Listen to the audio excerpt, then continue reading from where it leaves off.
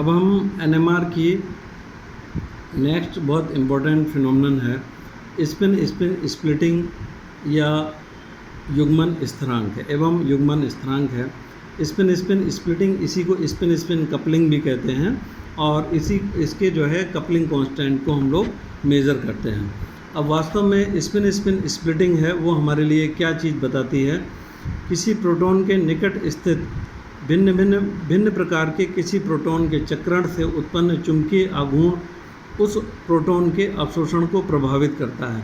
अब यहाँ पर हम देखेंगे कि जो प्रोटॉन हैं उनका जो है अपनी एक्सिस पर जो स्पिनिंग होती है या चक्रण होता है उसके द्वारा भी पास का जो प्रोटॉन है उसका अवशोषण है वो प्रभावित होता है।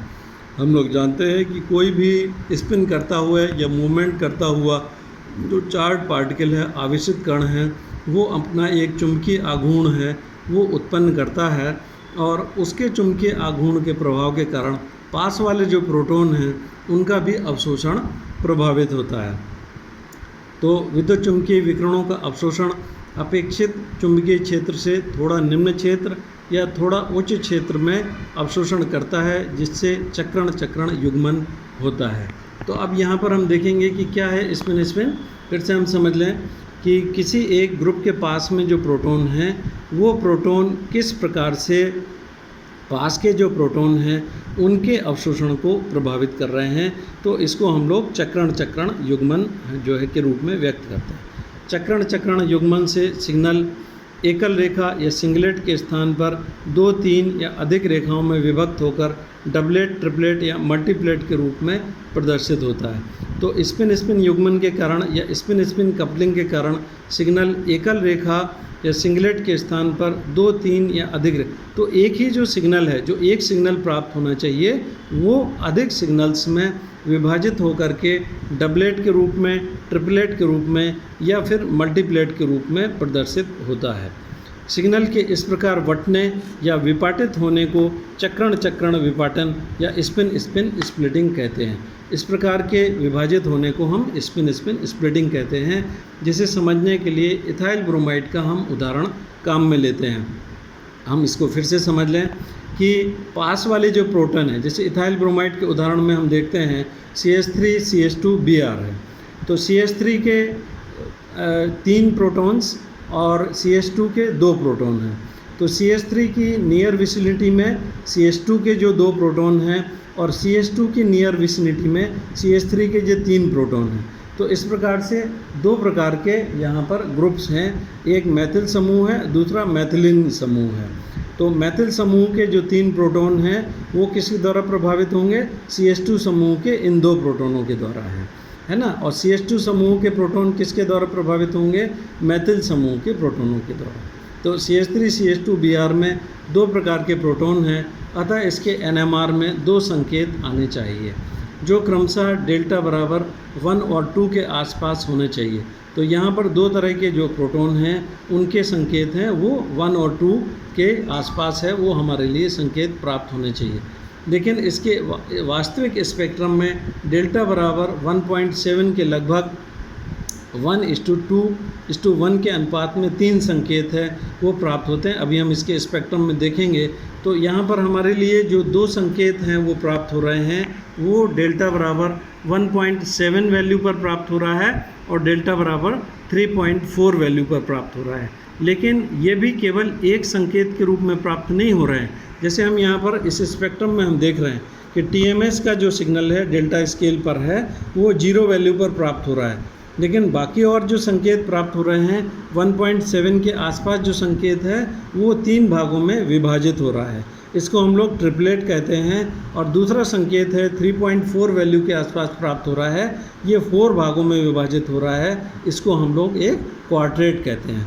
तो अब देखें हम यहाँ पर है, वास्तव में ये जो संकेत हैं वो हमारे लिए 2 सिग्नल्स के रूप में प्राप्त होने चाहिए, एक CH2 का सिग्नल होना चाहिए और एक CH3 का सिग्नल होना चाहिए। लेकिन इसके स्थान पर हमारे लिए 2 संकेत प्राप्त हो रहे हैं जो एक ट्रिपलेट के रूप में है। और इस ट्रिपलेट में भी देखें हम अनुपात देखें लगभग 1:2:1 है। ये जो वैल्यूज़ हैं ये 1 है, तो ये बीच वाला जो संकेत है वो इससे लगभग दुगना है। तो हम ये कहेंगे कि ये जो संकेत हमें प्राप्त हो रहे हैं 1:2:1 के अनुपात में 3 संकेत प्राप्त हो रहे हैं, और 3.4 के आसपास जो हमें संकेत प्राप्त हो रहा है वो 1:3:3:1। तो हम देखें ये जो संकेत है वो हमें किस प्रकार का प्राप्त हो रहा है। अगर ये वैल्यू 1 है तो ये लगभग इससे 3 गुना बड़ा सिग्नल है, ये भी 3 गुना बड़ा सिग्नल है, और ये 1 है। तो यहाँ पर हमें ये जो संकेत प्राप्त हो रहा है 1:3:3:1 के अनुपात में हमारे लिए संकेत प्राप्त हो रहा है।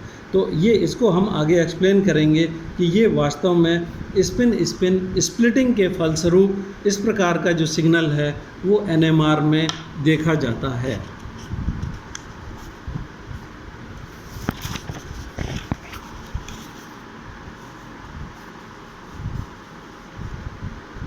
अब हम देखेंगे एथिल ब्रोमाइड के NMR स्पेक्ट्रम में इतने सारे संकेतों का आने का क्या कारण है। इसको हम देखते हैं कि एथिल ब्रोमाइड के NMR स्पेक्ट्रम में इतने सारे संकेतों के आने का कारण यह है कि इसमें मैथिल समूह के प्रोटॉन CH3 के प्रोटॉन और मैथिलीन समूह के प्रोटॉन एक दूसरे के समीप हैं, और ये प्रोटॉन स्पिन जो कर रहे हैं वो एक दूसरे के सिग्नल को प्रभावित कर रहे हैं। निकटवर्ती प्रोटॉन की उपस्थिति के कारण ये प्रोटॉन विकिरणों का अवशोषण या तो डाउनफील्ड या निम्न चुंबकीय क्षेत्र में प्रदर्शित करते हैं, अथवा अपफील्ड में संकेतों का विपाटन हो जाता है। तो ये डाउनफील्ड में या फिर अपफील्ड में जा कर के ये जो संकेत हैं उनकी स्प्लिटिंग हो जाती है, तथा एक संकेत के स्थान पर 2, 3 या 4 या उससे भी अधिक संकेत हैं वो हमारे लिए प्राप्त हो जाते हैं। तो एक ही जो सिग्नल है वास्तव में उसकी स्प्लिटिंग हो जाती है, और वो 2 सिग्नल्स में विभाजित हो जाता है, या फिर 3 सिग्नल में विभाजित हो जाता है, या फिर 4 सिग्नल्स में या उससे भी अधिक सिग्नल्स में विभाजित हो सकता है। तो देखिए मैंने आपको बताया था कि जो स्पिन स्प्लिटिंग की जो फिनोमेनन है वो प्रोटोनों के पास में किस प्रकार के प्रोटॉन हैं। डेफिनेटली वो जो प्रोटॉन होने चाहिए वो उससे भिन्न प्रकार के होने चाहिए, तभी वो स्पिन स्प्लिटिंग को दर्शाएंगे।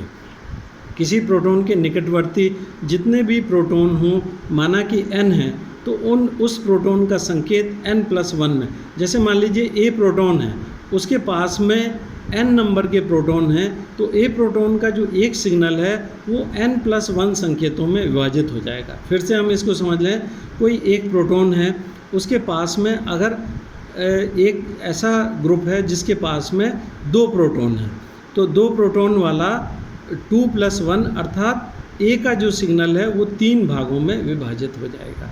अगर A के पास में 3 प्रोटॉन हैं तो उसका जो सिग्नल है n+1 3+1 दैट इज़ 4 भागों में विभाजित हो जाएगा। तो इस प्रकार से जो है जो सिग्नल्स है उनकी स्प्लिटिंग है वो ऑब्जर्व होती है। इथाइल ब्रोमाइड में मैथिल प्रोटॉन के निकटवर्ती 2 प्रोटॉन हैं, अतः यह एक ट्रिपलेट दर्शाता है, जबकि मैथिलीन प्रोटॉन के निकटवर्ती 3 प्रोटॉन हैं, अतः यह एक क्वार्टेट दर्शाता है।